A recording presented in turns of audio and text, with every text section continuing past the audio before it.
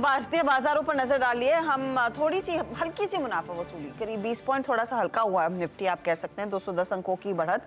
लेकिन Nifty bank अब 44,200 के नीचे ट्रेड कर रहा है, तो इसमें ज्यादा दरअसल पोजीशंस थोड़ी बहुत हल्की होती हुई दिखाई दी है। इंडसइंड बैंक नेगेटिव टेरिटरी में 1.1% नीचे। बजाज फाइनेंस की तो हम बात वैसे भी कर रहे थे। आज पूरा देखते हैं एक्सपायरी का क्या इम्पैक्ट आता है। बाजार बंद होते होते कोटक महिंद्रा बैंक जैसे ट्रेड्स भी हैं जो हल्का सा कूल ऑफ करते दिखाई दे रहे हैं। लेकिन बहरहाल मार्केट पर व्यू क्या बन रहा है और यहाँ से आगे कितनी और तेजी बनेगी, हमारे साथ मार्केट बिग वॉइस में कंप्लीट सर्कल के गुरमीत चड्डा जुड़ गए। Gurmeet, good afternoon. आप हमारे साथ बैठे हैं तो जाहिर तौर पर मैच का टिकट नहीं मिला, लेकिन मूड माहौल आपके ऑफिस में क्या है? मैच देख रहे हैं आज कि नहीं? बिल्कुल। दो स्क्रीन चल रही है, एक सीएनबीसी आवाज की और एक हॉटस्टार की। तो दोनों ट्रैक कर रहे हैं, दोनों ट्रेंड पॉजिटिव लग रहे हैं अभी तक।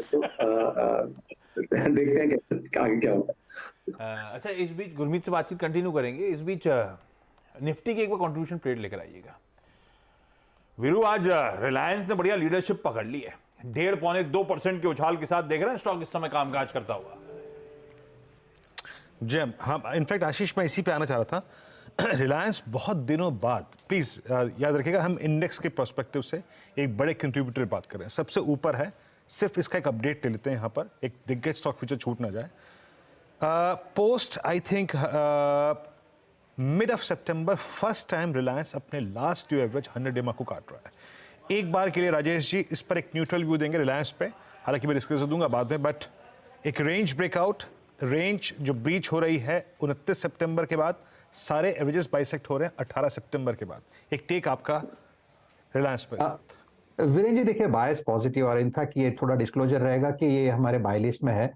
और द रीजन यहाँ पे क्या है, ये क्लस्टर निकल रहा है, और सबसे बड़ी बात है इसने अपने 200 DMA को सरपास किया है with rise in volume and gain in open interest. तो लॉन्ग बिल्टअप तो क्लैरिटी दिख रहा है। मुझे लगता है इसका इमीडिएट टारगेट होगा 2440 का, 2440 का। तो लॉन्ग साइड का ट्रेड बनाइए, स्टॉप लॉस रहेगा 2320 का। वीरेंद्र, और एक चीज मैं यहाँ पे जोड़ना चाहूंगा, रिलायंस का in the money call option भी यहाँ पे बाय कर सकते हैं। 2340 का कॉल ऑप्शन वीरेंद्र जी 37 पे मिल रहा है, तो इसे बाय करें। स्टॉप लॉस रखे 22 का, और इसका टारगेट सेट करे 65 रुपीज का। सो रिलायंस का 2340 का कॉल ऑप्शन, ये भी हमने क्लाइंट्स को सजेस्ट किया हुआ है। रिलायंस में एक अच्छा खासा मोमेंटम क्लियरली बनता दिखाई दे रहा है। अब फंडामेंटली इस तरह के मार्केट में जहां पर मोमेंटम है और अच्छा खासा मोमेंटम बना हुआ है, पोजीशंस कहां पर ली जाए? गुरमीत बताइए। पहले तो रिलायंस इंडस्ट्रीज जैसे प्लेयर्स, हम इनफैक्ट आपको याद है प्री दिवाली और चर्चा हो रही थी, क्या इस नई रैली में ऋतिक स्टॉक्स काम करेंगे? उसमें तो आर रिलायंस ही है। नहीं, बिल्कुल, और काफी ओवरड्यू है मुझे लगता है। दोनों रिलायंस और एचडीएफसी बैंक का कंबाइंड वेट 25% से ऊपर है इंडेक्स में, तो ओवरड्यू है। मुझे भी लगता है कुछ हद तक आईटी भी कंट्रीब्यूट करेगा। जैसे ही इंटरेस्ट रेट्स पे बाजार का और फॉर्म व्यू बनेगा कि पीक हो गया है, यील्ड्स गिरेंगी, आपको थोड़ा रब ऑफ दिखेगा नैस्डैक से, इंडियन आईटी कंपनीज में भी। क्योंकि आपने देखा होगा कि डील विंस हो रहे हैं, एग्जीक्यूशन जो हो रहा है थोड़ा स्टैगर्ड हो रहा है, और कुछ कंपनीज का ऑन साइट मिक्स भी धीरे धीरे इंप्रूव हो रहा है।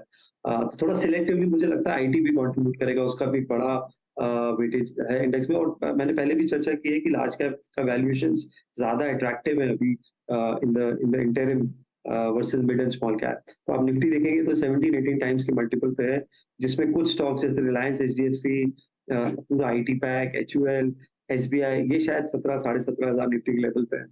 तो रिलेटिव अट्रैक्टिवनेस ज्यादा है, तो मुझे लगता है कि थोड़ा सा आपको टिल्ट होना चाहिए इस तरफ in terms of putting fresh money. जो हम बार बार रियल एस्टेट की बात करते हैं, रियल एस्टेट इंसुलरी की बात करते हैं, एचएफसीज की बात करते हैं, आपने इस मोमेंटम को पिछले एक साल में बहुत अच्छी तरीके से खेला है थ्रू पॉलीकैब, जो कि आप लोगों के पोर्टफोलियो में है, आपके पीएमएस में है भी, मेरे को अच्छी तरह से मालूम है। हालांकि पॉलीकैब बहुत चल चुका है, आपके पास एक इतना बड़ा फ्रैक्शन है उस पोजीशन को होल्ड करने का कि पूछिए मत। But now at DLF at decade high, almost 14 years high पे ट्रेड कर रहा है, over real estate all time high. आप इस वक्त कोई real estate company, not exactly real estate ancillary, कोई रियल एस्टेट कंपनी एचएफसीज दे रहे हैं इस वक्त एंसिलरी को छोड़ के? बिल्कुल, डीएलएफ अच्छा लग रहा है। जैसे मैंने बोला, लोग भूल जाते हैं 2007 में 1200 का लेवल था उससे अभी भी शायद 50% नीचे है। और रेरा के बाद एक बहुत स्ट्रक्चरल चेंज हुआ है बैलेंस शीट में, स्पेशली जो लार्ज डेवलपर्स है। रियल एस्टेट डीएलएफ का एक प्रीमियम स्पेशली नॉर्थ में एक they have the ability to sell very high and projects. Camellias है वो 70-80 करोड़ का है, अभी एक पेंट हाउस 100 करोड़ का सेल हुआ है। लास्ट ईयर 15,000 करोड़ का प्री सेल किया था, इस साल उसको बेटर करेंगे। इनफैक्ट फर्स्ट क्वार्टर के जो नतीजे थे उनके उतने इतने बड़े लॉन्चेस नहीं थे, उसके बावजूद एक्जिस्टिंग इन्वेंट्री काफी लिक्विडेट करी। जो उनका डीसीसीपीएल का पोर्टफोलियो रेंटल पोर्टफोलियो वो बहुत अच्छा कर रहा है, 1400-1500 करोड़ के आसपास का अक्रूवल है वहां पे। ऑक्यूपेंसी रेट्स अच्छे हैं, थोड़ा सा वैल्यू अनलॉकिंग भी होनी चाहिए वहां पे। और आगे गुड़गांव में उनके बहुत अच्छे लॉन्चेस हैं, मिड अफ्लुएंट सेगमेंट में भी और अफ्लुएंट सेगमेंट में भी, including Crest two, including more projects जो थोड़ा न्यू गुड़गांव की तरफ है। तो मुझे लगता है अच्छा करेगा। और डेट रिडक्शन हुआ है, कैश फ्लो जनरेशन आपको देखने को मिल रहा है, तो री रेटिंग के चांसेस बढ़ जाते हैं अच्छे डेवलपर्स के। अगर आपको 2-3 साल कंटिन्यूसली मार्केट में आप कंसिस्टेंटली आउट परफॉर्म करते हैं, तो एक जो नेक्स्ट ग्रोथ आता है प्राइस में वो थोड़ा सा री रेटिंग में आता है। मुझे लगता है वो शायद आपको कुछ सिलेक्ट नेम्स में देखने को मिलेगा। ये बताइए गुरमीत, टू व्हीलर कंपनी और खास तौर से आयशर मोटर्स के नंबर्स के बाद स्टॉक में जो रफ्तार बनी है, तो ये क्लियर है कि जो ये रॉयल एनफील्ड की जो 250 सीसी प्लस बाइक्स हैं और उसके सामने जो हमने हाले की बाइक आती देखी या फिर ट्रायम्फ वाली बजाज के साथ टाई अप हुआ, मार्केट शेयर पर कोई आंच नहीं आई है। वो पूरा जो था वो परहैप्स एक हाइप ही था। अब क्या यहाँ से स्टॉक पूरी तरह से री-रेट होने के लिए तैयार है, क्योंकि उस टाइम पे करेक्ट अच्छा खासा हुआ था? वैल्यूएशंस बिल्कुल रिच है, और मुझे याद है मेरी और आप अनुज की चर्चा हुई थी, मुझे लगता है मार्केट थोड़ा ओवर रिएक्ट कर रहा था सिर्फ लॉन्च पे। और आयशर जो वॉल्यूम करता है वो 20 टाइम्स करता है जो नया प्लेयर अब गाइड कर रहा है अगले 1-2 साल का। तो इतनी जल्दी चीजें बदलती नहीं, और एक जो नेटवर्क होता है जो आप क्रिएट करते हैं over a period of time, उसको, और रॉयल एनफील्ड का थोड़ा सा सिटी राइड का फील है। It's not really the fast sports bike, bullet का एक अपना कल्ट है। प्लस मुझे लगता है उनका कमर्शियल व्हीकल साइड भी थोड़ा सा इंप्रूव कर रहा है, जैसे जैसे इकोनॉमिक एक्टिविटी पिकअप हो रही है, स्पेशली जो एलएमवी स्पेस है। और न्यू लॉन्चेस जैसा आपने बोला बहुत अच्छा डिमांड है। और एक बाइक सेगमेंट में एक स्ट्रक्चरल चेंज हुआ है जो कार में हुआ है। कार में अभी आप देखिए 70% सेल एसयूवीज की है, बाइक्स में भी आप देखेंगे तो अब 70%, ऑलमोस्ट 66% सेल जो है इंक्रीमेंटल वो प्रीमियमाइजेशन की तरफ है। इसलिए आपने देखा होगा टीवीएस और बजाज ने हीरो को आउट परफॉर्म किया है, क्योंकि हीरो उस रेंज में अच्छी बाइक्स नहीं ला पाया अभी तक, जो 125 CC and 150 CC and above है। तो मैं अभी भी टू व्हीलर्स में टीवीएस प्रेफर करूंगा। और एक ऑटो एंसिलरी है जो हमें अच्छी लगती है, मैंने चर्चा भी करी थी मोटर ट्रेंड में, संधार टेक्नोलॉजीज बहुत मार्केट लीडर है विजन और लॉकिंग सिस्टम में, केबिन्स बना रहे हैं, फैब्रिकेशंस में है, मेटल शीट्स में है, और एक स्मार्ट लॉक पे काम कर रहे हैं, जो जैसे जो कि अभी जो लॉक्स आते हैं जो खास में हाइब्रिड लॉक होते हैं, आपको की अभी भी कैरी करना पड़ता है कार के अंदर।